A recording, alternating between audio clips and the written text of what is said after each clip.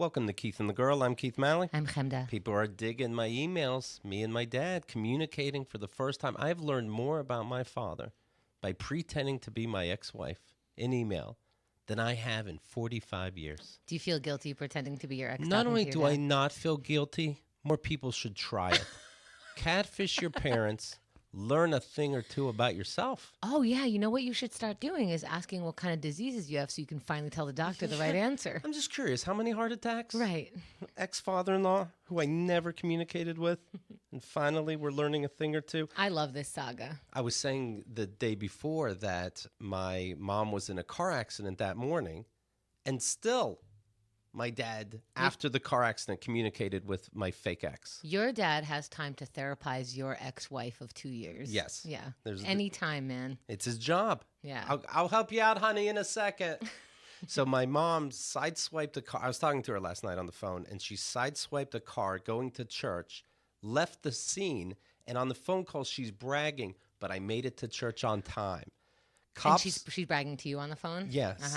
Somehow not somehow, the truck that she hit got her license. And somehow the cops saw her driving back from church to her home, then confronted her at the house. But she's 72. She has Alzheimer's. They're not tough on her. She's not going to go to jail. Well, how did she describe the cops talking to her? Like, we had tea. Like, does she realize she left the scene of a crime? The cop was talking to me, and I was just going to, after church, I make my bagel. And my bagel has chia seeds, sesame. Usually I have sesame seeds, but I was out of sesame seeds. But I have the cream cheese, and I'm like, okay, let's go back a second, though. Anyway. Right. And so I started talking to her about joining a community, an old age home.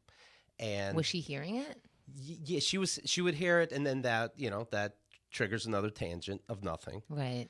And so that's a little sad, but you get her back on track, and she's into that. She likes the idea of a community. My dad doesn't, but he's understanding that's the way it's going to have to be. That's so special to me that your dad doesn't want to move to a community. He's not helpful with your mom. He's not changing his life at all for her Alzheimer's, which I believe you have to. He's got no consideration. And what difference is it going to be? He's not going to have his stupid basement church. Like, what is going to be different? You might have a pool you can get into. Like, you have more people around you. Are you scared of human beings?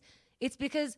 To me, it seems like it's because it's the only time in his life he won't be able to isolate. Well, but your mom needs help. Well, my dad is one of these people that negates your ideas, doesn't have new ideas, and then if you push the ideas and finally say, no, this is the way it is, he goes along with it because he had no other idea. Because you know what it is? I think he's not going with the idea because it wasn't his. I think if he pretended it was his idea, he would forever say how good his idea was, and he would just go for it. Because otherwise... How do you not look at him like, you selfish prick? Like, you should have been following up on this like a year ago when she first kind of started showing signs. We're from the country, Somerset, Pennsylvania. The next biggest town. Him shoveling the fucking driveway gives him a heart attack. No, we're not going anywhere. Right. Pennsylvania's the best. So the closest town is Johnstown. And my mom says, I was seeing that supposedly there's community centers in Johnstown. And my dad says, for business, I've been to Johnstown many times. What business is that, Father? Oh, tell Kat to ask him, what business is that? Right. And he says, I've been to Johnstown many times. I've never seen a community center. Well, what are you, polling the place? Why would you? How many ice cream shops are there? What the fuck? Have you memorized Johnstown? It's a city. You live in Nowheresville, and you still don't know how many of what there is around you. And I said, why would Dad know? And my mom goes, that's what I said. What a cutie pie your mom is. I'm like, well, okay. Well, there you go. Chemda's going to be getting knee surgery this weekend. So, by the way, make sure you follow her on social media. She'll have cabin fever for sure. You thought she was writing some crazy things as is. And the other day I said, we were talking about you and Xerxes. Yeah. Apparently, there has been something going on, a little flirting of some kind, which is very exciting because Chemda, since her divorce, was trying to be celibate for 1 year. She said she's going to learn about herself. Yeah. I try not to roll my eyes too much. Okay, she's having fun. I did so great. Right? I'm an adult 43-year-old woman who has not hit on anybody in 11 months. And I said, now you and Xerxes are going to become a thing. Are you going to miss that you never dated? And you misheard me, it turns out. Yeah. You thought I was saying what? I thought you were saying, like, you and Xerxes didn't date. You just kind of were friends for a very long time and all of a sudden you're talking about sex, do you miss like going out and dating? And I'm like, no, I like this friendship thing. Okay. You meant you're going to skip the dating process. that I'm not going to date. No, I'm dating. So you'll still be dating. Yeah, I didn't cancel that. I have scheduled on the 20-something of May a speed dating thing. So you're still doing that? Not canceling that. Oh, my We've also talked about, he's on dating apps. I'm like helping him and, talking about it. That's goofy. I know you think it's goofy. I'm going to fuck this guy, but I'm going to help him on his dating apps. I mean, I don't think I'm much help. So that's, I don't know, good news, bad news. I don't give a shit. But it's not you because Hemda fills out Xerxes' dating site and clicks, it's complicated. I understand that jealousy, this is where jealousy comes from. Sure. But I've thought about it. I don't think he's going to treat me any different if he's also out with somebody else that week or even slept with somebody else that week. And that's what to me is exciting is and not like a closed situation, because I don't think our relationship will change if he adds another friend. Or When's the celibacy date end? May 23rd. May 23rd. So how exciting, you guys. It's not exciting. Here's your fucking 20. I lost the goddamn bet. Fuck off. You didn't have sex though, right? I did not have sex. But you've been talking pervy. Looking at each other in the eyes like on the 23rd, the shit we can do. I don't fucking know if I'm going to wait. It's over. Who gives a shit? It's like 3 weeks left. I'm an adult. I said if it works out, it works out. I did say I was going to finish it no matter what, but I've stopped giving a shit. All right. I think it did what it's supposed to do. You know what I'm doing with this 20? Lube and condoms. Ah, shit. Now I can't buy lube and condoms. Well, I've been making so much lube. What? You owe me $5 more. Shit, you fucking pervert.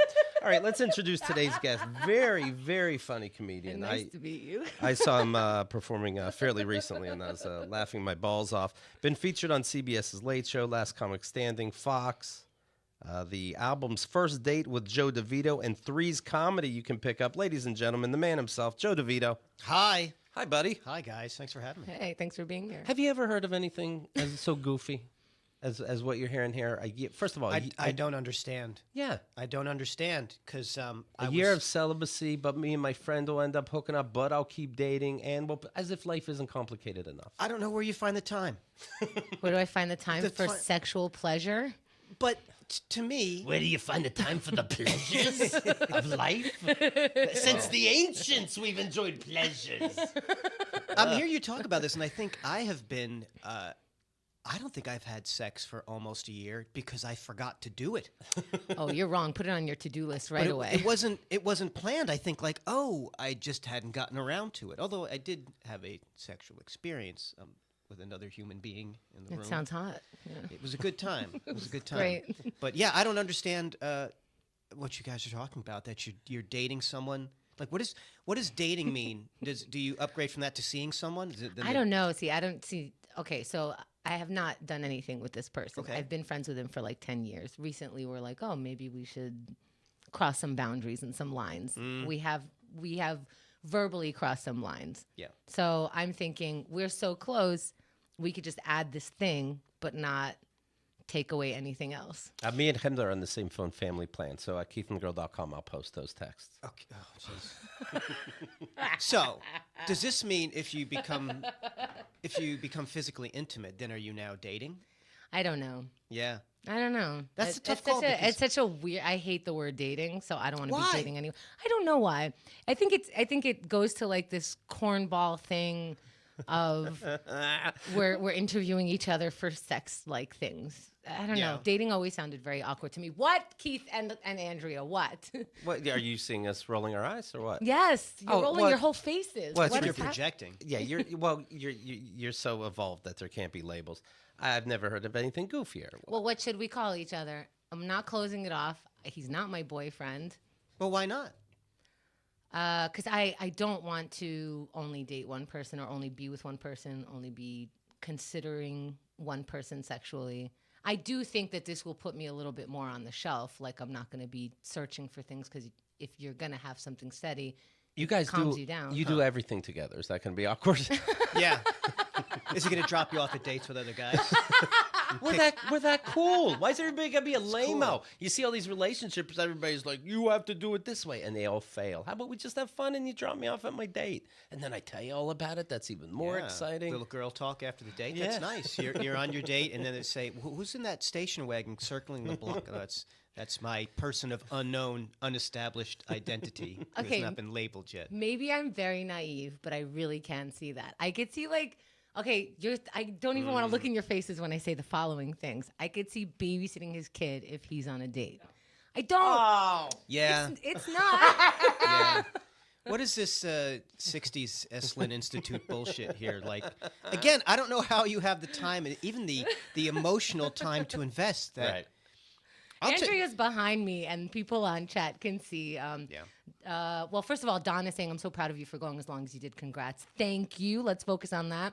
Cody is saying Andrea's losing her mind. LOL. Captain Swiggy, oh my God, Andrea's face. All right. We're cool. Everyone's cool. Okay, so this is what we do. Now we get blamed for trying to help. Yeah. So you see How a friend. are you helping? You see projecting, I think. Yeah, you see a friend you in. are. You see exactly. You see a friend in trouble. You try to say, like, to me, I'm hearing speaking in tongues. Like, my friend is having a stroke. But now I'm an asshole for bringing it up. Okay, I did the best I can do, you know? Well, it does sound like you might be looking for some answers. I think you might want to have a label or two. Labels are important. It's how we make distinctions. How would you label this? I don't understand because I never really understood the difference between dating and then you say you're seeing someone. Like, I guess it was seeing someone and then dating is the exclusive thing. Seeing someone means like you know that it's going to keep happening. And I think dating is you're going on dates, but we'll see what happens. So I don't know. A lot of these are very tough. Yeah, I don't understand it either. And I was never a relationship, like a long-term relationship. But what if we check a dictionary? You know what I mean? I guess, but then these are colloquial terms. But to me, I don't know. My life was much easier when all I thought I wanted to do was get laid. And then I had a very intense emotional attraction to someone that didn't work out. And it's kind of fucked me up because then I realized that getting laid is the easy part. Anyone in 2019 who says they can't get laid is a fucking loser. If you can't close the deal in 2019, it's you. Yeah, close it whether they like it or not. Always be closing. But this to me is surprising that I didn't realize that I'm back on Tinder now, and I've had women kind of, it seems like they're getting angry with me because I'm saying, well, let's meet and get to know each other. And they realize like, oh, they just want to meet and fuck. And I wasn't prepared for that. Even though that's Tinder, I should have had that as an option, but you think they're skipping so much of it. Like yeah. Because I would like to have a conversation with you before we sleep with each other because I feel like if we have a good conversation, that's going to make me more attracted to you. Of course, yeah. Of course. And so to just kind of keep hopping, this is why I don't want to get on these apps. It's just like if the app logo is fire. Yeah, if it's a flaming penis, then think, wow, what's going on here? Captain Swiggy is saying call it friends with benefits. I don't like that. I understand that. And I don't think anyone believes that either. And I hate saying it out loud. It's like this weird cliche of like, okay, sure. Already Keith has us married. Keith's girlfriend texted me last night. She's like, oh my God, I heard. I'm so happy for you. I'm like, fucking slow your roll. That's all I wrote. I'm like, LOL, slow your roll. Like she's having us like move in with each other. Jesus Christ. I was the only one in the whole world Yeah. that didn't think Hemda and Xerxes would become romantic, for lack of a better word. I don't know what words we're using nowadays. And that's because I was thinking, you know what? This is so obvious that it can't be that because, Hemda seems so evolved. Like you said, they're just friends and they're hanging out. So what? Don't assume that. Well, now that I've been made the fucking fool, I'm going to stick to my gut again and say whatever she's talking about with these bullshit words is going to be a mess. It's going to be a mess. I'm going to watch the kids while he's on a date. No, I'm going back to common practical sense, and I'm nervous for her. Yeah, it does sound. But what do you think is going to happen? Sorry, go ahead. Well, I don't. I'm not a fan with friends with benefits because I've tried to do it, and historically, I was always the one who was prepared to walk away. So then it seems like a great idea. You can say, well, we just had this sort of agreement, and then the sex is almost like having a workout with a workout buddy. That is a person you like, and you do this physical activity with them. But then when I was on the end of the person saying, oh, I thought this was just going to be friends with benefits, and I was like, wow, I really fell for this person. Then I thought, oh, this is the shitty feeling that I had passed on to other people before and did not even realize that I was doing it. So I just think that naturally there's always different levels of attraction. And with friends with benefits, I think it's kind of playing with fire. I get that. But what else can you do? I don't know. Yeah. Because I'm listening to you and I'm like, inevitably it seems. Yeah. Every single person we know, and we're adults for a while, one person gets a little butthurt at the end. But I don't know. I am hoping that because I'm an adult and he's an adult, when one of us gets butthurt, we can still, like we are doing now, communicate to each other what's going on and like be friendly to each other. He hasn't done one thing, like everything he says he's going to do, it's happened. He's consistent. He's warm. He's like, you know, when I don't get what he's saying, I say it. He clarifies it. I'm not confused about anything. So if confusion comes into play, we already have practice in untangling a lot of garbage because we've been friends for a while. I know this sounds like just... Yeah, you're doomed. You're doomed. You're doomed. Because you think you have a system. Okay. Yeah, you think you have a system. And that's the problem with this stuff is that you can get as logical as you want, but with matters of the heart, it's one of the things I don't like about it. It's so irrational. Me and Joe work one-on-one, and we still don't know what the fuck is going on. And you're right. It is irrational, and it's very possible that one of us will get very hurt. But we already just did that. We're both getting off marriages. We are hurt. Like, I've been hurt before. I would be hurt if I call him my boyfriend or if I call him my friend. I'm just trying to call it what it is now, and I'm not ready to call it a boyfriend. I do feel like it's friends with benefit. If that changes and I'm doomed... you'll watch me cry again. And just like, I'm already hurt. Try to hurt me more. Yeah. It's like if somebody in war, if they captured me and tried to torture me. If you broke 2 of my fingers, I'm like, well, my life's over. Do whatever you want. You fucked up. I totally get that, right? Like, yeah, I could take a lot of pain. Ow, okay. So Keith on May 23rd was at... Yeah, I get it. We're all tough guys until, like, reality strikes. Yeah. But How old are you, Joe? 50. By not having any ex-wives... or any kids, do you find ironically, it seems on dates you're bringing baggage? Like I should be... I want to know your secret to how you had such a wonderful life. There's no... The secret is that I have not had a wonderful life, so... But do people like, hey, something must be wrong, as opposed to going, yay, I got lucky. There's not other things I have to deal with other than a person. It went through phases. There was definitely a time in my 40s when women would look at me and say, oh, there must be something wrong with you. Right. I met a woman at a club, and she was talking to me after. She's at the bar, and she's pretty drunk, so I thought, let's see where this goes. And she's telling me her sob story. She was wrapping up her 3rd marriage. One guy's in jail. One guy's an addict. Another guy used to beat her up. She had 5 kids from, like, 6 guys. I don't even know how. It was like One was a collaborative. You ask me how I have time? Well, damn. So she's telling me this whole thing, and then when she's done, she said, so how many kids do you have? How many times have you been married? I said, no kids, never been married. And she looked me in the eye and said, what's wrong with you? Wow. And I thought, your life is a country western song, and you're asking me. So, yeah, I think now that it depends. Women who are closer to my age think, what a relief. And I found, interestingly, that I thought my age was going to be a problem with the younger women. They do not give a shit because they're so sick of the guys their own age. Yeah, I think somebody just tweeted, let's just all come to some sort of conclusion, something like this. All men are 24. And I feel like if we maybe think of you guys like that, then maybe you can get a pass on some of this dumb shit. Right, except in Joe's comedy talks about when he pulled his back out putting an eye drop. So, well, it's interesting. I don't think that's just a joke. There's a young woman I met after a show who came up to me, and we ended up hooking up. And she told me, she said, I thought you're very funny, but you need to change the way you talk about yourself. She said, you talk about yourself on stage like you're an old man, and you're not. And usually someone, civilian tells you something, you're like, fuck out of here. But it struck me, like, I thought, I go through all this personal work bullshit that I do, and then I go on stage and talk about myself like I'm dying 5 nights a week. Right. So, well, he has said, like, he goes, I look at my weight gain like people look at global warming. Yeah, it's terrible, but what can I do about it? Meanwhile, there's no body fat on you. Thank you. Hey, look, I'm fighting it. I feel like for 50, other than some weird eye bagginess that's going on, I'm fighting the good fight because I look at guys my age. Yeah. And in a way, I feel like if someone sees me with a young girl, they must look at that and think, well, he must have a big dick because he's clearly not rich. That I'm not rolling heavy in an Escalade or anything like that. I like when guys think in guys' terms about what like that's people. what a woman thinks. Yeah. Like, oh. Wow, you must have a big dick. Like, there's nothing else going on, so. There couldn't be possibly any other reason. I am so disinterested in you, and yet you have dated. Big dick? Yeah, must be. On dates, I eat pasta with my hands, so they assume my dick is big. It's like, well, I don't know how Yeah. he goes anywhere. I feel like you'd be decent, 6.5, 7. I'm 7-ish. Although I did have a I'm woman. so good at this. Am I not good at this? Come on. yeah, That's it's pretty impressive. because I have no prediction on Xerxes, and it really bothers me. I had a woman call it once. We got naked, and she goes, "What is that, about 7?" And I thought, you shouldn't be able to just recognize, about 7, like she's right? guessing my weight at the county fair. Yeah, I think once you look at it, maybe stop. She'd seen a lot.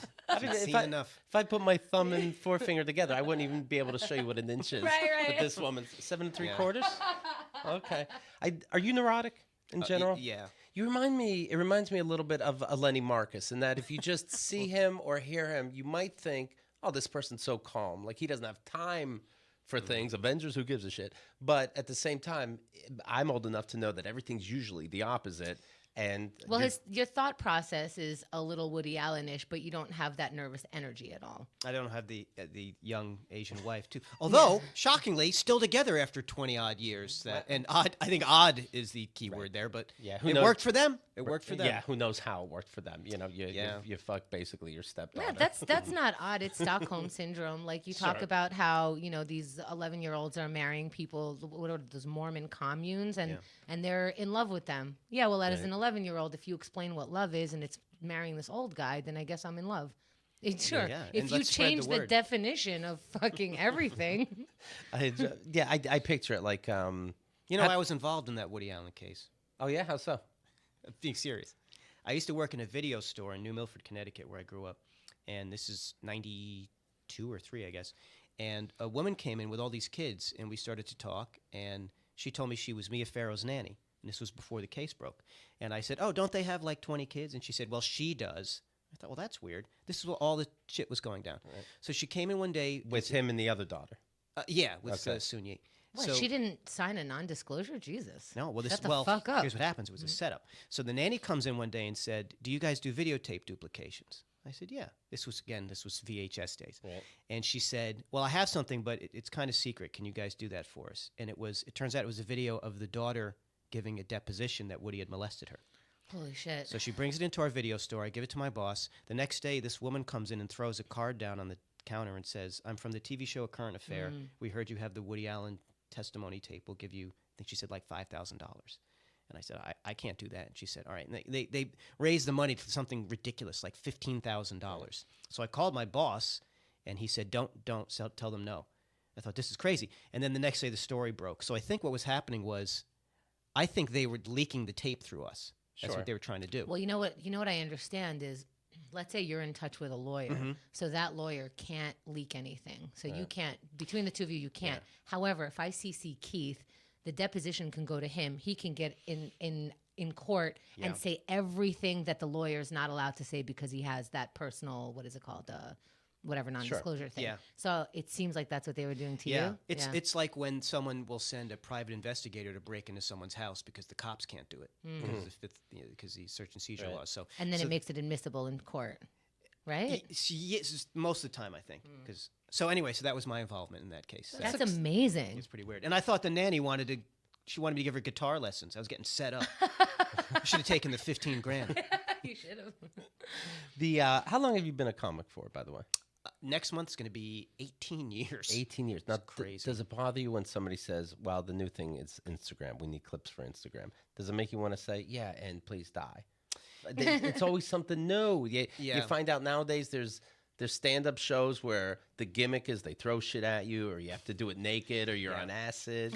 You don't want to. You're not even exaggerating all those shows It's I've true. been to. That could be one show Yeah. where Yeah. they throw Yeah. naked things at you while you're on acid. I went to a show about 2 years ago. It was comic strip, Okay. and you do your set, and then they play some music, and then you have to take off clothes, and then they stop the music, and they get back into it. And, Whoa, sorry, buddy. And I went and watched it, and it actually was right after a breakup, so I was real thin because I couldn't Okay. eat. So I'm watching it was mostly like millennial age people. The women were bringing it, all different body types, but they were rocking it. And the guys, I thought, these millennial dudes need to do some pull-ups, man. Their bodies are disgraceful. Right. I'd never seen such like noodle-armed, sunken-chested guys, and I thought, if you can't take your shirt off when you're 25, come on. So then I thought I should do the show, and then they booked it, and They did a stand-up in New York. I actually fell off the stage. I was trying to do like a stripper move, and I fell onto someone's table and hurt my back. Yeah. No. How far into your striptease were you? A couple people didn't show up, so they kept me up there. No. So I was in my underwear, sweating, Wow. dancing around like a jackass, and I just watched a bunch of So Motley you Crue felt videos. that they would stop the music. Well, no, I thought, well, I'll crawl. And then I got to the table, and I thought, well, I'll just crawl onto the table. As soon as I went ass over tea kettle. It was bad. It was bad. Did you get a standing O? Because you deserved it. It got the me flipping through the air, upending the table, and the audience making a gasping, like, this is not good, what we just saw. And then I jumped up and did like a little move, and I thought, oh, he's okay. And then when I came off stage, the two other comics who had to go on after me looked at me and they were like, you motherfucker, like, we were just going to take our shirts off. Right. And you're in your underpants covered in sweat. But the next day, I like, my spine was destroyed for about a week. Is there anything you and Prince? You got into a lot of pain. Is there anything to it that upsets you in that, you know what, let comedy be comedy, now what? We got to fight the audience members in between jokes? Yeah. Or, hey, it is what it is. I look at things like that, and it's like a lot of other things now that I'm an adult. There's no denying it. I'm a 50-year-old man. I can look at certain things and say, that doesn't affect me because it's not what I do. Right. So if someone, for a while when people were doing roasts were really big, I think that's died down a little bit. And then the naked shows were really big for a while. And I look at that and I say, that's not what I do. I go and make a living. Like I'd rather go do a corporate gig or something. It's actually more fun than all that nonsense. And some of the naked stuff to me, I know it was positioned as, look how open we are. To me, it just was exhibitionism. It just was like a guy jerking off on the subway. It was, there was nothing vulnerable about it. Well, everyone that I know of happens to be run by a hot woman. What a coincidence. Like, of course you do. I'm not going to do one. But of course you do. You're hot. And what was your idea? To be hot. Yeah, I get it, but Alison Klemp runs one, and she's certainly hot. But I also know that once you get naked, especially as a woman, everyone's critiquing you, and she's not bone thin or like you know the. If you wanted to, you can critique everybody on stage, and it's interesting that you said it's like somebody jerking off on the train because I always see it as vulnerable because you're trying to do your art while you're concerned about, like, are my nipples hard? Is my dink shrunk? You know, like, what are people looking at? Can I get over it? Is this an exercise? Why am I doing this? Where is my career? So I think all of that is very vulnerable. Well, I don't know. Do I get to give it a few pulls before I go on stage? Because to me, that would make the difference. People have tried. Yeah. Yeah. It's a lot of pressure. Yeah. I mean, can you keep it anyway, even if you do fluff? Well, I wouldn't want to get it completely hard, but I'd like to get like a third. Yeah. A third chub. Can you stay a third chub? I think that depends on the lighting. See, this is the thing. This is what you get to find out on these shows. I put pictures up in the back that only I can see. I have a cock ring on. I don't care. That's a great idea. I'm sure you can have a cock ring on. That's a great idea. I like to use the rubber band from the Andy Boy Broccoli. Because then I'm recycling. Fairly recently, you were with Carmen Lynch in Greenland. Yes. Right? And she was talking. Is she not the greatest person? Carmen's pretty My awesome. God. Can anyone say anything bad about her? They need to stop, right? We had it was Carmen and Aaron Jackson and I, so it was a nice group. Do me a favor, by the way, listener, if you could say something bad about Carmen, rate it. Yeah. So she was talking about how there were polar bear warnings. And I saw some of these warning signs, and they're graphic. They would show pictures of a man's back being torn up and watch out for polar bears.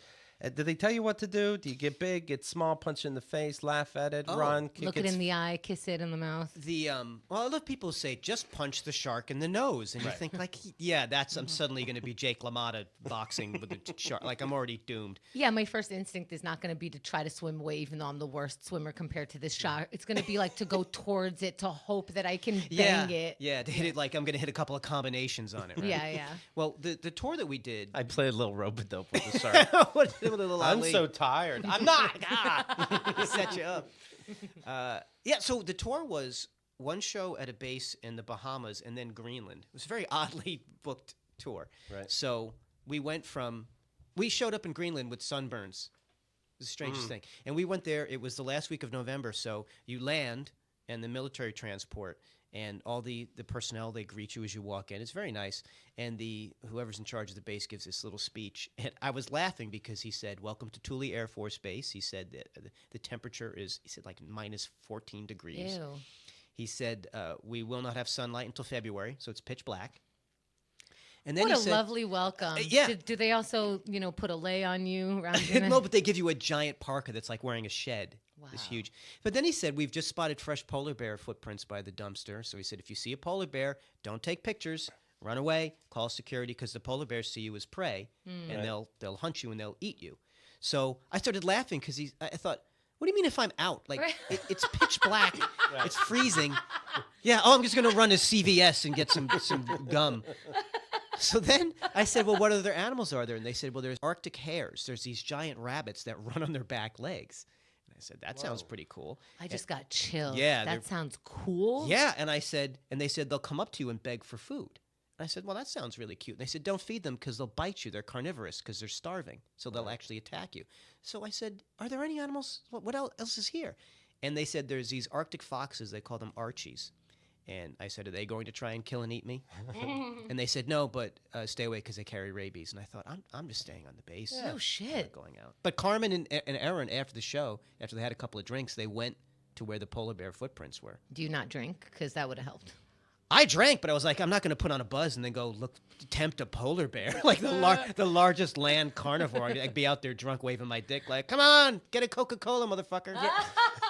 In movies, the bears are always the good guys, but in real life, they are true. perhaps the only animals that go out of their way to hunt for humans. They go out of their way to wait till you're alone in your group, as opposed I didn't know that. as opposed to even the lion. That if the lion sees you, it'll kill you, but it doesn't make a journal entry. Today, find humans. Yeah. Bears do. What they told us about the polar bears was that, let's say you're camping and a grizzly bear comes on the site and it's starving. The grizzly bear will grab one of you and kill you and eat you while everyone else runs away.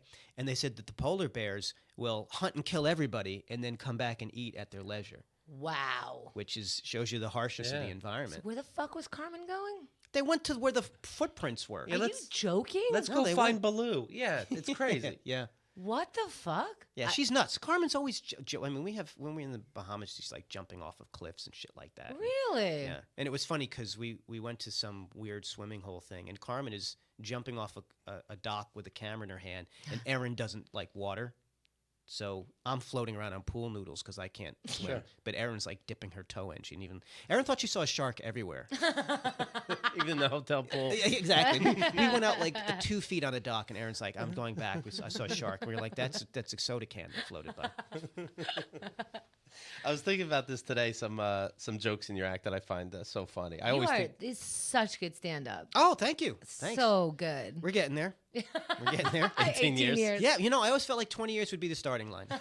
For real. I think it should take a long time to get good.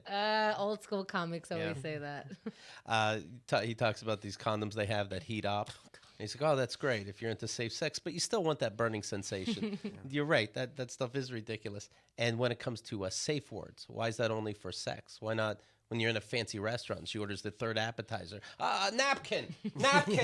No, I don't like it. That's just as good as how he worded it. That's pretty good. It's actually knapsack. I Safe. hate to be a stickler. Kenda was right to point it out. Yeah. That was when I finally got that on the album I did with Kyle and Vicky Cooperman. Yeah. That's a joke. It's, sometimes you get a joke where there's the ones that make me laugh, which is very rarely the ones that the audience likes the most. I think because as comics, we see that first punchline, and then it's the tag. We're like, oh, okay, that was a good one there. That was a real weird take on that. It is funny, like what you it's like the extra twist. as opposed to the audience sometimes. I was thinking about this today. I didn't know when a band puts out a greatest hits album that legally it doesn't have to be their greatest hits. It's not a binding contract. Right. They're like, no, I want this song to have a second chance. I didn't know. I thought you'd go to jail. I thought they'd check the records. I'm looking at this article from BuzzFeed written by Jasmine Saknanan. And they were writing about a collection of people catching their lover cheating on them. Oh. First of all, have you ever caught somebody cheating on you? No, but I did once try to see 2 women at the same time, and one date, friends with benefits. Well, it was kind of an interesting situation because the main chick was, looking back now, was don't want to overstate it, but it was an abusive relationship that. I was very young and naive, and she was quite a bit older. And then I ended up getting together with someone I worked with. A lot of great decisions being made here. Abuse how, when you say? She was very manipulative, and she did some uncool stuff to me. Like, I don't want to get into too much detail. Physical, emotional. Emotional, very manipulative, yeah. Like lying, gaslighting. Deliberately gave me an STD. Deliberately? Yeah, so I would have to stay with her in her mind. Oh, I see. Yeah. A permanent one?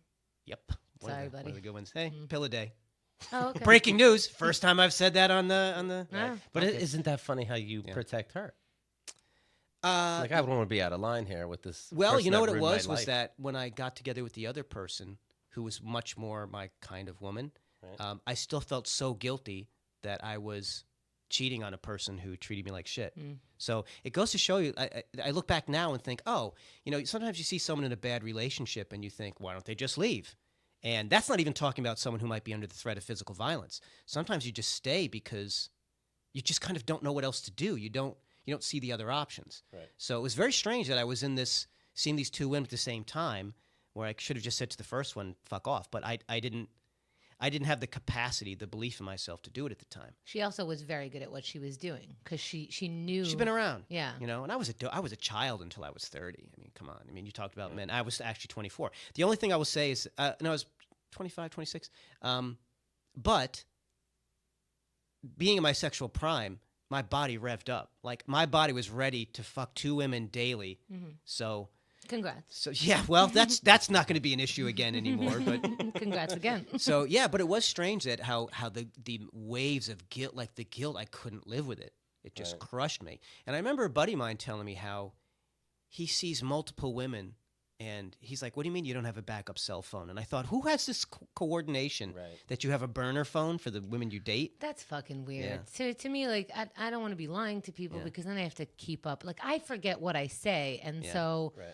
The fact, like, I'm just gonna keep saying what I am thinking because otherwise, I'm gonna be like, "What did I say to you yesterday?" I can't keep up with that. A burner phone. If you're not comfortable with what I'm doing, stop doing it with me. That's like so. Because I remember living with my parents when you don't have the rights or the availability to do whatever you want, you start lying. And it was there that I was like, I never want to lie to anybody in a relationship because I don't want to live under a roof while trying to tell stories and keep up with my shit because I believed that what I was doing was right and that my parents should have let me do it. So if I'm doing it as an adult, I believe that what I'm doing is right and I believe that these people should let me do it or just not be my whoever. It's strange what'll happen in your head. Yeah, absolutely. That you'll look for rationalizations. You'll look for That's true. Yeah, I've been doing a lot of reading on this over the past couple of years. Really trying to sort myself out recently, and I read something. It said that we want the past to prove the present and the future, so that. And I've noticed I have a bad habit with this. That if something good happens, I always think it's an anomaly. But if something bad happens, I think, aha! Because it's so important to me to not be incorrect, to always be right. So instead of being happy, I'd rather think, I joke around that with my family. You know the expression, what's the worst thing that can happen? That's just like a brainstorming session for my family. That no matter what you say, it's like, let's sit down and think, like, what could the worst, and it's anything. You say, well, I won the lottery. Like, oh, the taxes on that? Everybody's going to come out of it. I got into college. Your student loans are going to kill you. And I've realized that my family does that in a way to say, what's the famous last words of, we just don't want to see you get disappointed. Right. So what happens is if you're not careful, you go through life thinking everything is trying to harm you. And also, if it happens, but you already saw it coming, you think you protected yourself, but you didn't. Yeah. You just lived that shitty feeling for 10 years instead of that moment. Yeah. Expecting it to come is like living through it. So you're living through it, and then it happens, and it's like, oh, that wasn't a self-fulfilling prophecy. You kept saying this is what's going to happen. Your subconscious is going, I guess we keep going until that happens. We keep making the right turn or the left turn so that we can get to the place that you keep telling us is going to happen. Because that's what you're aiming for. Yeah. You don't even realize it. Yeah. It's so strange. I mean... our minds are ridiculous. People can tell us... People could change our reality, and then we suddenly live in some weird place, you know? Well, I was reading about the law of attraction. Some of it I think is horseshit. This idea that if someone says, oh, you look pale, and you're like, you'll get cancer in a year. It's like, I don't think you can do magic tricks like that. But I do know the opposite, that if you always look for the negative, it'll show up. a good way I heard it described was this guy said he has two friends who hang out together. One likes cats, and everywhere he goes, he sees cats because he's open to that. And I thought, oh, well, I like cats, and I see cats everywhere I go. So what I try to do with my work on myself as a person is to not just think of what do I need to do to put myself in a defensive shell all the time. It's to recognize here are the good things in life, because life is a beautiful, wonderful thing, and then be open to that. And I don't see it as the radio frequency thing. I like the analogy of there's a painting in front of you, and it's covered with a huge piece of brown butcher paper, and that has rips in it, and you can see through some of the rips. But you think what you see is all that's there. But if someone comes and rips off that piece of paper and makes a bigger hole in it, you now see more. Your eyes are open, but the painting didn't change. The reality didn't change. It just was your ability to process it. So what I try to do now is I try to think, well, what's the good thing that could happen? And try to aim for that, because if you point yourself toward it, there's a chance you might get it. I have added, and I time myself, a 1-minute gratitude in my morning routine where I just in my head, and you can do it writing down. It really does change things. Everything that I've been learning about, that I've been reading about, TED Talks, books, articles, whatever, everybody who's successful thanks their gratitude list. Every morning, 1 minute. And if you think you have nothing to be thankful about, you're listening to the show, that means you have Wi-Fi. That means you have a device, a computer of some sort. You're indoors. You have freedom, to listen to this, and that freedom comes with probably a whole other list. And if you can't think like that, that's what this 1 minute in the morning will help you do, is to remember 1 minute of the good things. Oh, shit. Yeah, I'm going to see more people being blessed.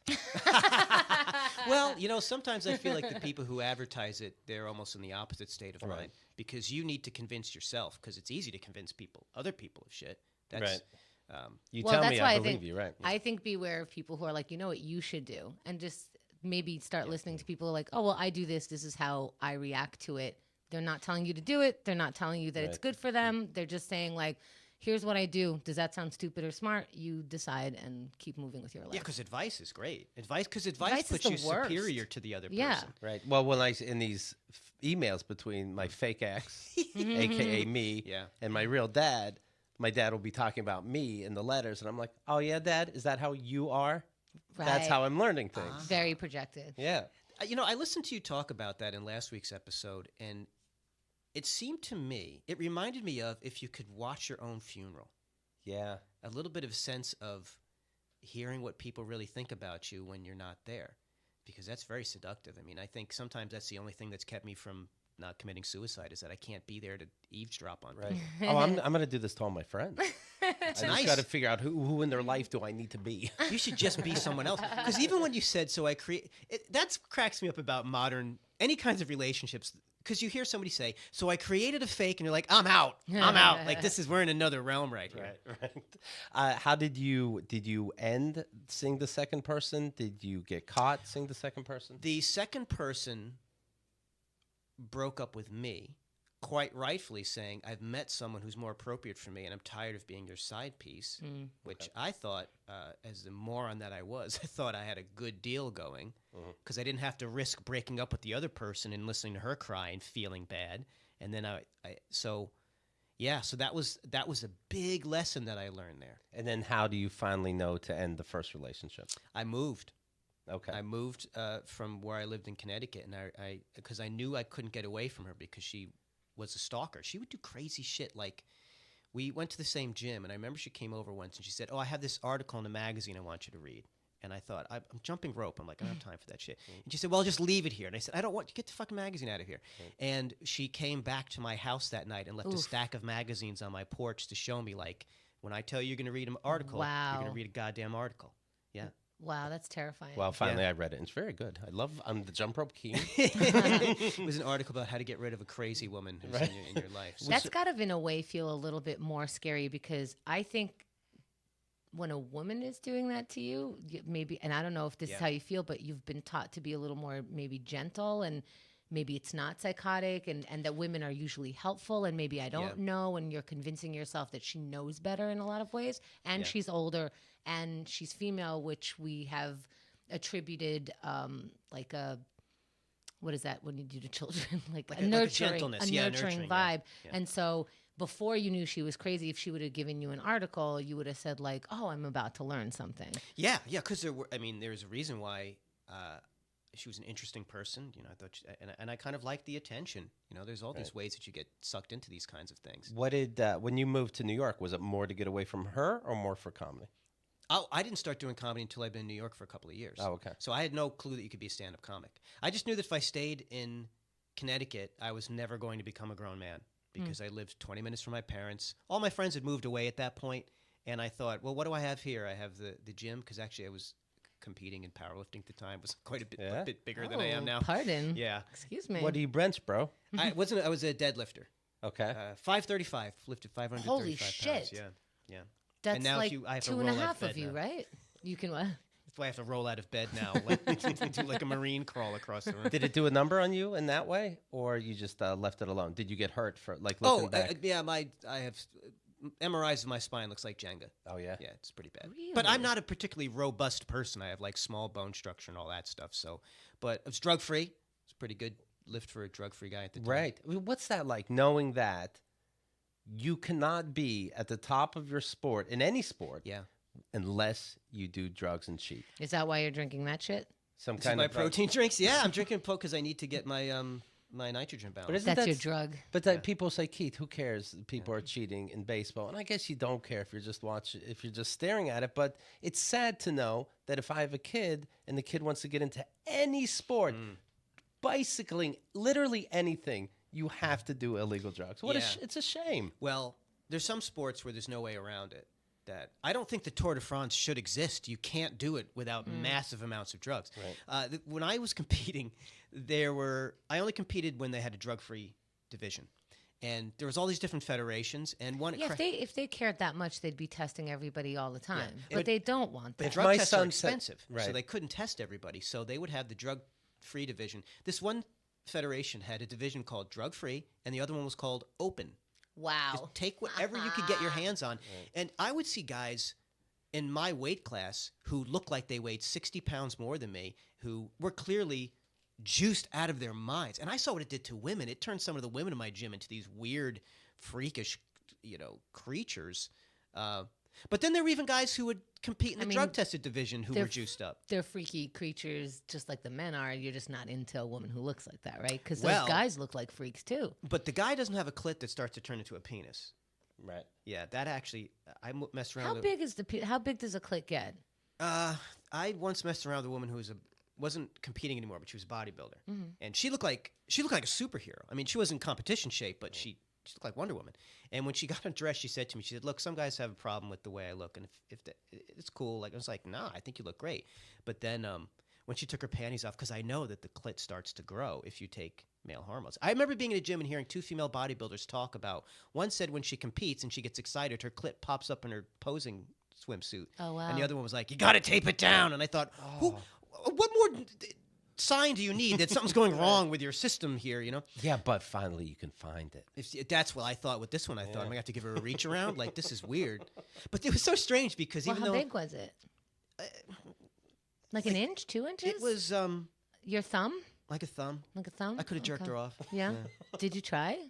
I didn't want to draw attention to it. Really? Yeah, because you know what? There are other things. I mean, I think she wants you to draw attention to it. I'm sensitive. When she kissed me, her tongue was huge, and I thought growth hormone, GH makes your connective tissue grow. So it grows your tongue. It makes your tongue and things like that get larger. Did you guys have sex? We did, and I'm telling you, when I was behind her and I had my hand on the back of her neck and I just was looking at her, I thought, I got to do more upper back work. I look ridiculous. Your traps are like, I shouldn't be on top, because I'm looking at my little fine-boned Girl Scout hands. Right. That's got to suck for the women who are into that, because then it just... No, because there's guys who, they call them schmoes, who go after the jacked up chicks. Oh, okay. So and also, like, her voice, once we were doing it, I was like, I don't know. What's schmo stand for? She homosexual? No, I think it just was like a schmucky, average Joe kind of guy. So, and I felt it just was like an interesting experience. So now I drug test all the women I have, no performance enhancing drugs. She's like, we should get tested. And you're like, exactly. But I had a different idea. Yeah. I wonder if I tested the women I've been with for antidepressants, how many would pop for that, right? What does the hormones do to guys' to like a penis? What happens is your balls shrivel up Okay. because they're not needed anymore because you're dumping in all this exogenous testosterone. Does it look actually shriveled up or just They, smaller? yeah, they shrink up and pull up in your body. pruny Yeah. and Well, because the testicles are weird. God's practical joke that they need to be a couple degrees cooler than the rest of the body, which is why they're on the outside hanging in a bag. Right. Because it's that's why they move away. When it's hot, they go down lower. When it's cold, they creep up. So yeah, the guys can get weird because your body only wants to have a certain amount of testosterone. It sets its own homeostasis. And if you pump in all this extra stuff, it says, well, I'm not going to make it anymore. So then when you go off the drugs, your body is not used to creating its own testosterone. So what happens is the guys, not only do they lose their strength in their muscles, but they get really depressed because testosterone is good to fight depression. it is? Yeah, testosterone will make you a bad motherfucker. Like, testosterone does some crazy shit. It's good for you. That's why all these guys go on T therapy for the older guys. They get the testosterone therapy. But then they get, what bitch tits are? Gynecomastia. We can guess. I'm guessing. What happens is when you take too much testosterone, if you're not careful, your body will convert it back into estrogen because it's just overflowing. So they end up with these pointy things growing on their tits they have to get surgically removed. That's why, you remember the ball player Manny Ramirez? Sure. He got popped for, I think, Clomid, which is a drug they give. It's a fertility drug for women. And I thought, why is he taking Clomid? Well, because Clomid helps balance your estrogen levels. Wow. Yeah. But I guess because the body's like, stop it. We're your gonna. body's like, I have to do something with it. You can't just flood it. And then is this true during the 7th inning stretch? They would take pregnancy tests. And they would pee on the strip. They would. Congratulations, you're going to be a mother and a father. Yeah, if my kid tells me, hey, I'm the 23rd best bicyclist in the world, I'd be like, that's amazing. If my kid said I'm number 1, I'd be like, fuck you. Yeah, well, it was interesting to see. When you go through sports, you've got the guys who are killers in high school, and then they go into college, and almost all of them wash out. And then they have the ones who go into the pros. If you're a pro athlete, you're almost a superhero.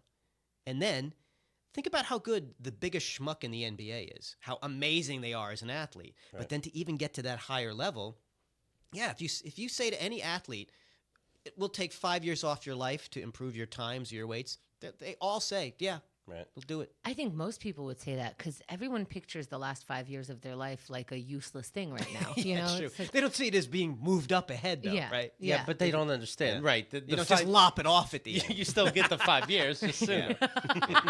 It's like smoking. They don't think like, well, get rid of age 80 to 85. Fuck that. It's like, no, you're not running a triathlon with this fucking Juul vape in your hand. We all think we're getting rid of the cancer years. Right. Yeah. They're just showing up ahead of schedule. But there were guys at my gym who some people, their bodies just are waiting to soak up those steroids. And there was one guy he just looked unbelievable, and he was super strong. And he and his wife wanted to have a baby, so he had to go off. And he disappeared from the gym for a couple months. And when he came back, he was so much smaller. When you saw him, it was hard not to go, like he was tiny. It was so strange, and that's why a lot of guys can't go off, because imagine if you're dedicated to the gym, you come in, you go on the gear, and your bench press suddenly up 20 pounds of workout, 50 pounds of workout, 100 pounds, and then that all fades away. Of course. I mean, I think it's maybe comparable to like anorexia, Oh, yeah. Because you just kind of, once you operate, or any addiction, once you operate in that level, it's hard to switch without doing major life changes. You now have to search into your childhood because you took steroids, Yeah. Right. It's odd seeing, you see a baseball player come back from the off season, he's 3 times the size that he normally is, and you're like, okay, we'll all play dumb. It must be the apples. Keep the doctor away. Right. Especially during the steroid era with McGuire and Sosa. Exactly. Well, they keep putting steroids in these chickens. I bet we'd all. You just have the to. good ones. Yeah, you have to find the nutrients that you need. Well, look at Barry Bonds. Barry Bonds, if you know it, you can look at him and say his head got bigger. Growth hormone. Like, you can spot the stuff because growth hormone makes that connective tissue. That's why you see the freakish bodybuilders now. They have muscular abdomens that are pushing out because they're taking all this GH and their liver's getting bigger. What? Their guts are getting bigger. What? Yeah, Wow. because their internal organs grow just from the What? growth hormone, and they start to push out. They look like they're pregnant. They call it bubble gut. What? Yeah. Other things are called bubble gut. That's not this. What the Yeah. fuck? Now you see some of these guys 2 months later, and it looks like they took the Captain America serum. You know, you're like, Yeah. we're all playing stupid here. Wow. And I'm glad you mentioned that because Captain America pretty much is a movie about a guy on performance-enhancing Yeah. drugs.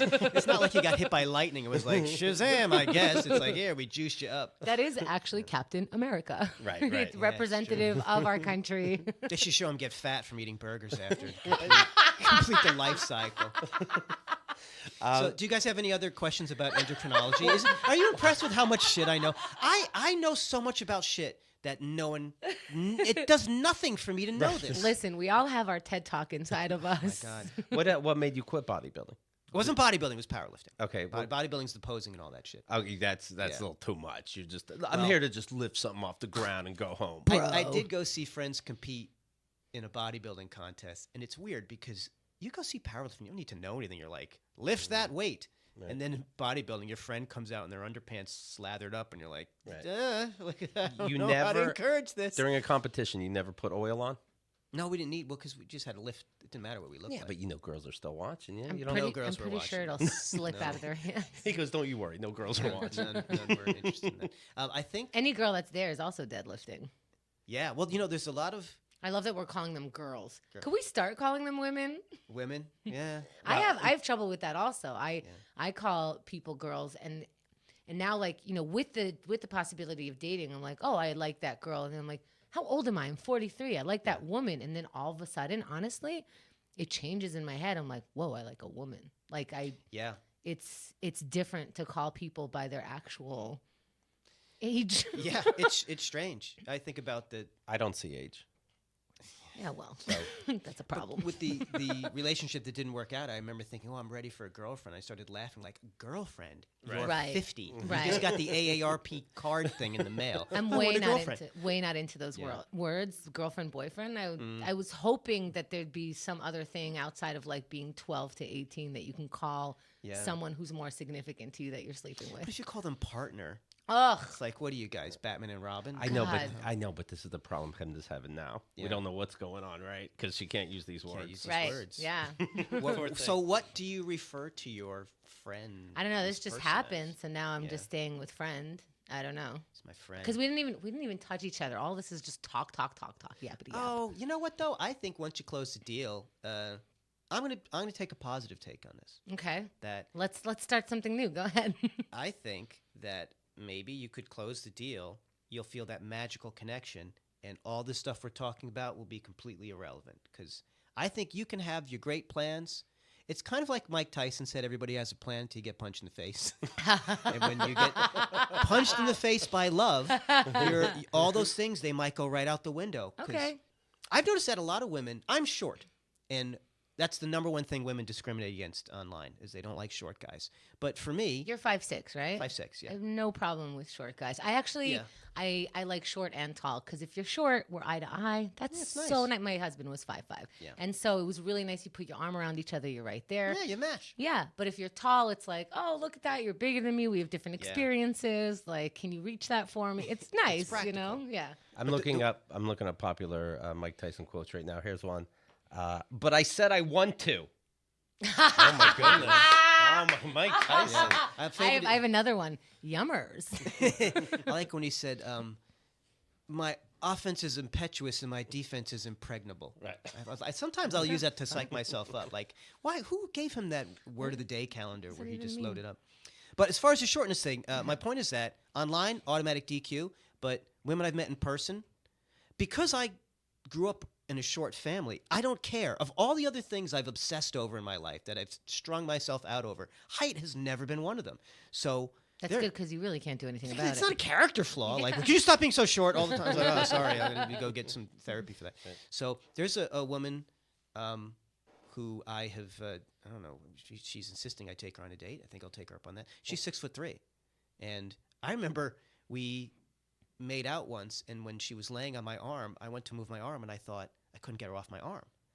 And it occurred to me, if I say to her, can you move off my arm, and she says no, what am I going to do? Like, she's too big. I can't. Welcome to being a chick. Right? Even if you're 5'6", you can do that to me. But I thought, what am I going to do? Just like hop into a mount and start hitting her with elbows and shit? No, Like buddy. ground and pound to get my arm free or No, something? you just get raped like the rest of Oh, us. jeez. Well, I don't like that part. 6'3" for a woman. Is that a Guinness record? Stop yourself, Keith. Sometimes stop yourself. I think that might be a personal best for me.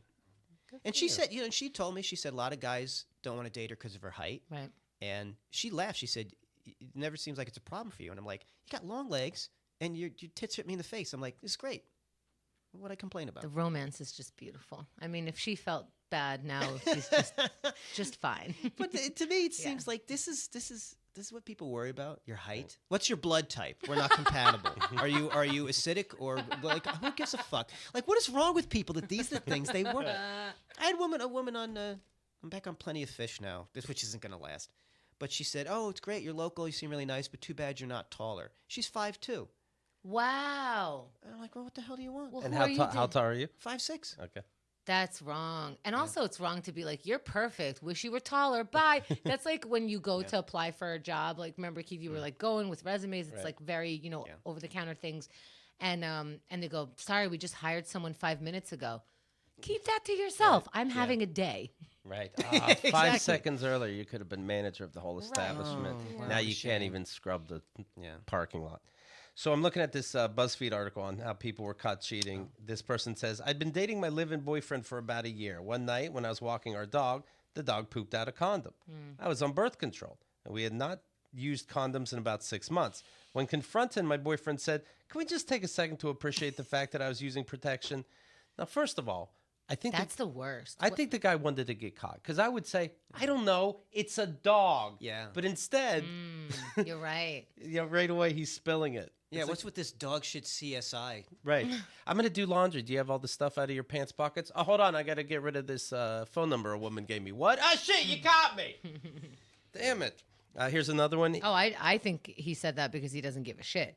He said he Yeah. was sick on Valentine's Day and couldn't go out to dinner. I still had a reservation, so I took my dad instead. As we were walking to our table, guess who we saw sitting nearby with a girl from my chemistry class? Ew. Yeah, that's gross. And then I picture the lies, like we were testing out the place to see if it's good for you, and then he just runs. I have one. Here's one. You just got a tumor removed with open heart surgery. 2 months later, you think that your husband is acting weird, so you check his email, links to a Craigslist ad of him being in a hotel asking people to come sit on his face. Any questions? Then what's the follow-up to that? Oh, the follow-up is then you think things will work out. So you try, even though, like, what are you trying about? It's not you that did it. You eventually run out of trying when you find him once again on a dating app, and this is not the first time after that time you caught him. And then you go, I think this is not going to change. You kick him out. You start fucking your best friend. Oh, BuzzFeed. Here's one. That's very detailed. I was right. These other ones are kind of superficial, except for that one. I was diagnosed with cancer, and I was going through treatment. I went home early the day and surprised my husband. And I walked on him and our marriage counselor going at it Oh, Nice. oh. in our bed while she wore my favorite pair of boots. What? Are these the boots she liked? People can get sick. That's just pissing on somebody. Yeah, that you're That's- a yeah. total Now piece you're- of shit. But and I wonder if that person called someone about the therapist because I would want your license removed. right. Like this Yeah. is too far. I mean, you could one, sleep with my husband or boyfriend. 2, do it in my place. 3, wear my boots. Like you want to. And there was a copay. I thought that was really out of line. This boyfriend forgot that his girlfriend followed him on Instagram. What a dum dum. He forgot that I followed him on Instagram, and he posted a sonogram of a baby he was having with somebody else. I think he wants to get caught. He's like, is this what it takes? I was just gonna say these are all favors that are the worst way to Right. do someone a favor. But at the end of the day, you were not gonna leave unless you saw that. Unless you saw that he impregnated, you could have found him and he's cheating, and he said it was okay and blah blah blah, and used a condom and all that stuff. You needed to find the sonogram, make it real, and get the fuck out. Did she click a little heart? Did she like it? By accident. And then do I make it a bigger deal and unclick it? This is Would you click it? Because that I would. I'd hit like. I know you would. Yeah, I think you'd have to let that sit for a while, and then the guy finds it, and you're like, no. I would start a fake email account that I'm the unborn baby. Oh. Would you have the sonogram with like the fake bitmap sunglasses, like the thug life, with the little Right. cigarettes? Deal sticking with it. I dated this girl for a couple of months one summer. Shortly after we broke up, she had a new boyfriend. Less than a year later, she posted a 1-year anniversary picture of them on Instagram. We were still together a year ago that day. That's Yeah, okay. I don't know. That's Yeah, kind of sure. that's kind of a He- judgment call. he Was that happened in the calendar year or the fiscal year? No, it sounds like he's wrong, but what'd you lose? He was cheating with my upstairs neighbor, is this story. One day I heard a lot of noise coming from the apartment. I went upstairs to ask them to keep it down and discovered my boyfriend with my neighbor. You went upstairs? And then he texted, so I'm out. Do you want anything? Looks like they have eggs in the store. What else you got? How do you fix things in your relationship when there's problems? Or, any occasion I'm going to talk about. Mother's Day, something nice. Doesn't have to be negative. Sherry's Berry saves the day. It always does. If my dad gets mad at me from these emails, throw a couple berries in his mouth. That'll shut him up. I'm not worried. Mother's Day's coming up. There's absolutely nothing most of us wouldn't do to make sure the special moms in our life are happy. I have a girlfriend who's a mom. I got to keep that in mind. That's right. Right? Sherry's Berries has special Mother's Day berries designed just for mom. In fact, if you're a dad and you eat them, you die. Genetically engineered. Yeah. Chocolate chips you can have on these strawberries, pink shimmer sugar, swizzles. I got some. I gave them to Kyle yesterday. True story. Loved them. How do you not love them? You would have to break up. You honestly would. Yeah. And, I can't make any promises, but guess what, Joe? Right after the berries, intercourse. Don't wait until the Don't wait until the last minute on this one. I saved one of the berries. I'm giving it to Xerxes tonight. Visit berry. Has it been in your pocket? But you don't want to put labels on it. You just did. Visit berries.com today to order freshly dipped strawberries starting at $19.99 for the mom in your life or moms. Make mom really happy. Double the berries for just $10 more. Mother's Day is Sunday, May 12th. Visit berries.com, BERRIES.com. Click on the microphone in the upper right-hand corner and click the code KATG. That's berries.com. Click the microphone, then enter the code KATG. Now, if you're like, oh, yeah, I should do that. If you don't do it now, you're going to do last minute. You're going to get the last minute fines and all the last minute hecticness. Do it now, and you can set the date to just send it when you need it. Right. Set it and forget it. And your mom goes to the same CVS that you do. She knows that the $1 beer. She'll see you walk in with that 80-foot receipt hanging out of your pocket. I actually, I don't want to be competitive here. I have a similar business I've started. It's another one of these fruit for special occasions. It's called Edible Estrangements. Oh. And it's for people who hate their families, but they love kiwi. Joe DeVito, you can follow his Instagram and Twitter at joedevito.com. You can get his albums, First Date with Joe DeVito, and Three's Comedy, which also features Kyle Acasio and Vicky Cooperman. All right? At Joe DeVito Comedy. At Joe DeVito Comedy. That's where you check it out. The website, joedevito.com. Here's some things from at Joe DeVito Comedy. After 25 minutes chatting with Expedia customer service, I've switched my allegiance to Pakistan. Here's another one. With my luck, I'd accidentally masturbate while trying to hang myself. You, of course, can Unfortunately, that's topical. follow us on social media, and we tag all these people if you forget what their handles are. This person writes, Keith and Chemda, I don't know why it took me so long, but I finally tried your other podcast, My Opening Line, and I can't believe my ears. My favorite KATG guest talking about making fools of themselves at the start of their careers is my new favorite thing to listen to. I'm writing in hopes that you'll read this email on air so that I can tell people not to make the same mistake I made and wait to hear the show. My Opening Line is free. You are not a Keith and the Girl fan or a fan of comedy unless you hear this show. Matt from San Fran. This is a comedian's origin. We interview people like Elma Willman, who now has a Netflix special, who has like she's 10, great. right? She's incredible, touring the country, touring outside the country, just a huge success. Gilbert Gottfried, who has decades of success. Dan Soder, who everybody on this show likes. You're agreeing with all these great comics. Dan's amazing. Dan used to do the check drop at Stand Up New York every night, which is the most hated spot. And I think he just came in and said, I need stage time. I'll do every check drop. And he goes, I'll do it when you pass the checks out. I'll do it as they're walking to their car. yeah, but it made him Yeah. Toughened him up. He is one of the hardest working people. Yeah. I remember, like, we used to have him here. We had him here for like a decade, and he used to drink. And then one day he came in. I mean, he was like the spokesperson for like Budweiser or something like that. He was partying, and he was a waiter, and he talked about his waiter stories. Then he came one day, and I'm like, "What is up with your face?" And he's like, "I stopped drinking," and his career was going really well. But it suddenly soared. Yeah. And these guys that just suddenly stop and take their life seriously, like, look, I'm putting all this energy into it, but I'm still waking up tired. And now he's just, wow. Yeah. Yeah. So these are the origin stories. It's the people that you heard on this show that you really, really like. We interviewed them about the beginning of their career, their literal first opening line, how they felt getting on stage, why they become a comic, and then we walk them through the career, like, okay, that's why you started. Why did you keep going? And then they got this TV special, and we walk them through their big moments and how they are a professional comic now. You'll see it all there, myopeningline.com, all right?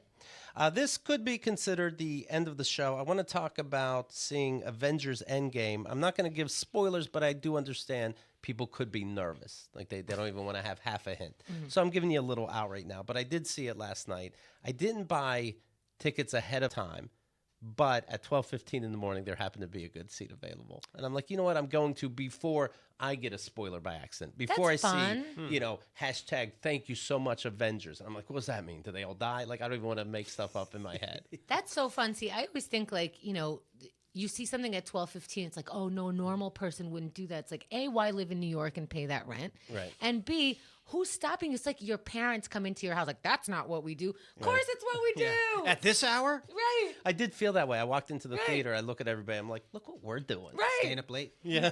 That is smart to make that decision before you've had too much time to think about it. Yeah. Just say, I'm going to the movies. Go to the movies. So at the movie right before this one, half of the entire universe is destroyed from the main bad guy. So that means half of the superheroes are destroyed. And they made you wait for a whole nother movie? You had to wait a whole year and wonder Clutch my pearls. what's going on. Meanwhile, ads for movies featuring the dead people are coming on my TV set. So I got a feeling it's going to work out, right? So that bummed me out a little bit. So the movie starts and it's like, what can we do to get these people back? Nothing. You have to move on with your life. Okay. But what about time travel? Yes. Oh, Perfect. you're kidding We me. just invented time travel. No. Did Superman have to run really fast a lot? Oh, come on. So they do go back in time. Time travel. Yeah.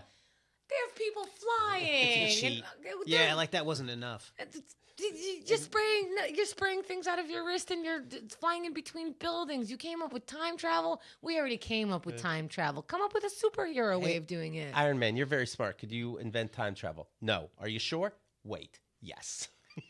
Something else, like there was an explosion on some other planet and it changed the atmosphere of this thing, and suddenly, like, if superheroes breathe it, then a chemical thing happens. Now they have this additional thing. Come on. Right. Am I right? Well, once you do time travel, you kind of don't need to do anything else. Right. What a lazy It's a fucking cheat. premise. It's a cheat. It's what they call it, Deus ex machina.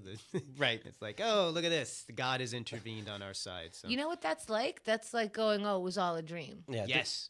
Yeah, and they say, oh, okay, well, this time we used all the time travel materials and we can't ever do it again, so that you don't think it'll be lame in the future. But they can go, oh, wait, I found another time travel particle underneath the table. We're good. We can do it Yeah. again if we want to.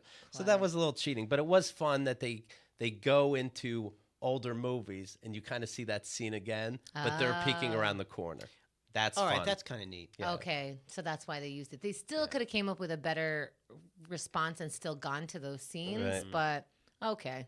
I- Look at me. I don't give a shit about these movies, and I'll never see It's it. And the I'm principle of it. You know what it is? When I read them as a younger kid that I never did, I was promised a whole new universe. And what you're doing is taking me to, like, Star Trek, and we've already done that. There are some superheroes that die, and that always pleases me. Yeah. But I don't need to see the funeral in real time. This movie is 3 hours long. I'm not exaggerating. 45 minutes is to make us cry. Wow. Oh, wow. Yeah. But I bet people will. People did. And if your partner cries at a superhero movie, but never cries in a real argument with you, run. Yeah. You could cry during a superhero movie, but you better be crying daily. What's the oddest movie you've ever cried during? This one, I was really just trying Yeah, it to. was really you were projecting a little bit. I don't remember, but I can tear up for sure. I remember the worst one was I cried at like a J-Lo movie. And Gotcha. then, and it's a hard, I think that even, But she's just a maid. not even that one, but one of Selena's those. dead. And this guy that I was dating was like, no, not this one. I was like, you're so insensitive. A year later, I watched that movie and I'm like, wow, he must have thought I was psycho. Right. Like I was in a place. Yeah. Nobody should cry at this movie. Nobody should take it seriously. Nobody should laugh. Nobody should have an emotion. Right. Like, what the fuck? I know what it was for me. The Queen biopic, because nothing was real. And so I just started crying. Out of disappointment. Right. Do you remember something hitting you? Yeah, I was on a date and we went to see Crouching Tiger, Hidden Dragon. Okay. Which I didn't know had this intense romantic subplot. Did you ever see it? No. Well, Or there's maybe I this- did, but so far. Can I do a spoiler alert Sure. for a 20-year-old movie? Yes. Part of the plot is that there's this guy died and his best friend and the guy's widow have always been in love with each other. So out of respect for the memory of their dead friend, they can never be together. And there's mean- all this tension. My husband didn't have to die, but okay. Get your head out of your ass and start fucking.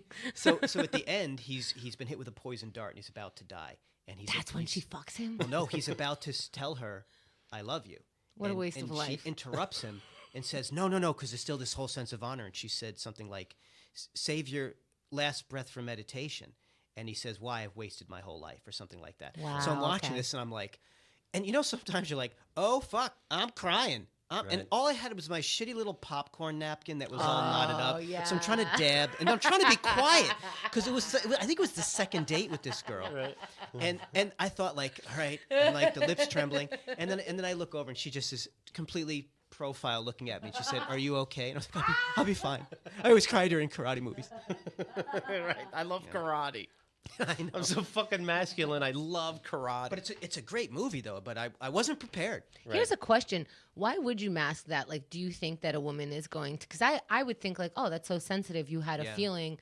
I'm into you more, you know? You know, well, we're going back a ways. I think at the time I was just so surprised by it. But again, me going through my little process here, I started taking some acting classes after putting them off for a decade. And now you know how to stop yourself from crying on a date? Well, I can, yes, I go up and I do some Stanislavski method shit. No, I was doing the scene and I was doing a monologue from the movie The Wrestler, which is a very sad movie. Right. And every time I did it, I thought, okay, I want to do a serious scene. I want to get some skills here. What was the scene that you did? It's the one where he takes his daughter to the old amusement park and he finally is trying to tell her what a shitty daddy was Right. and he's trying to apologize. And I thought, well, it's acting. It's just like a trick. Every time I did the scene, sobbing. Wow. And I thought, there's something in this that connects with me. It's And triggering you. yeah, and when I did it for the class, the instructor goes to give me feedback, and I had to put my hand up, and I had to go in the other room, and it took me a while to fix whatever Do it that now. was. Do you remember it? I can do it word for, but I'll start crying. I will. I Please. can't do it. I can't. Can we? No. Please. How long is it? Please. It's only about 2 minutes, but I have to. Please. I A can't do little bit. The beginning. When you start crying, you can stop. No, because then it becomes Say a the trick. safe word if you want me to stop. Can't. Otherwise, maybe, I'm going to maybe keep later. going. Maybe after. Maybe after. Yeah. After won't count. I don't know how to break No. this to you. We're friends now, but it's a little different. By the way, these Please, one more, please. No. Ah. But I tried to practice it while I was driving, and I thought, I don't know if this is safe. Then I We was- should have you on my opening line and you close it with that. How about do that? that scene. It's heavy. Right? I was afraid people were going to look at me and be like, why is this guy No. crying? Is he gay? He's So crying. maybe He's you're gay. driving." Yeah. well, that's not going to help on the date if you're gay. Kinda. That's what he's hiding. If crying makes you gay, my goodness. These movies, these Marvel movies, there's been 22 Oh my God. in the last 11 years. So about 2 a year. And I'm looking at when they come out, May, June, May, July, May. They've never come out between August and October and in December and January, which I understand there's some kind of plan for that. But that's always strange to me when people Yeah. say it's a summer movie. It's like, am I evolved or stupid that my body doesn't know what month it is? Well, I think that December, January is the dumping ground. That's where they put out movies that they don't want you to really notice. Maybe because nobody goes out. Yeah. And it's like Christmas, so there's a lot of like you're busy doing Christmas shit. Although I do think December 25th, everyone's going to the movies just to not speak to each other. Yeah. Somebody said, do you want to see Black Panther? And I'm like, in September? At this hour? What are we talking about? In these shoes? It's like people say comedy is a nighttime thing. I saw the Kevin Hart stand-up at 11 a.m. I think I got the way he meant it. Yeah. I think I took it all in just normal. Well, maybe if there's an eclipse. I think it needs to be dark out for comedy. So if there's an eclipse or sunspot, then we've got a shot. Right, but who has big windows? You're inside anyway. I don't know. I don't know. It's like people going like, "Oh, look at them day drinking." I'm like, It's just okay, drinking. yeah, you're just doing something. I like to smoke pot during the day. Then Fuck it's yeah. Good. Hell yeah! What do you do on pot? I usually just sit around and collect my thoughts because I don't have the skills anymore to go out in public. And the last time I did that, I went to the supermarket to buy some pretzels, and there were you bought 6,000 all the kinds of pretzels. But the lighting in there, I was like, I gotta get the fuck out of here. It's Oh, so freaking you me just out. like to kind of be with your own thoughts? Yeah, and also, I really do it now for aches and pains. Oh, that makes sense. Good. Hit the little vape, maybe do a little writing. They're sending they're selling a lot of CBD cigarettes now. I Very found a brand of interesting. CBD oil. This shit is amazing. New Leaf, always on sale at the Westerly Market on 54th. It's the only one I felt that does anything. Yeah, I'm gonna start getting those Yeah. because they're the way you hear about them. It's like better than Tiger Balm. I don't know if you know about Tiger Balm. Oh, I cover myself with ointment before I go to the gym. That's And so hot. I went in once and this old guy goes, "Who smells like liniment?" I was like, "Fuck you, old man. Who says liniment?"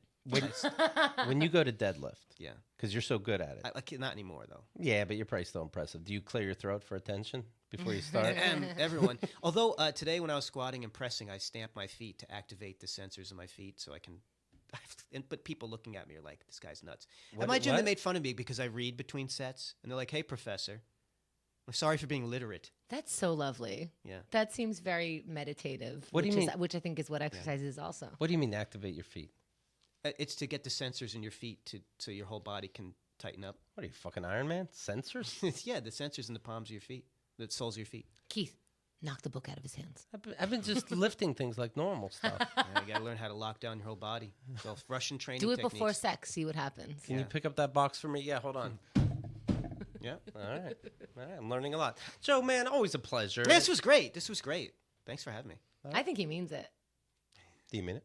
I do. Okay, I was good. really looking forward to this. All right, everybody. Hamda, good luck on your surgery. Thank you. Okay, don't die too much. I hear sometimes they put you out and you're not really out and you can feel it all.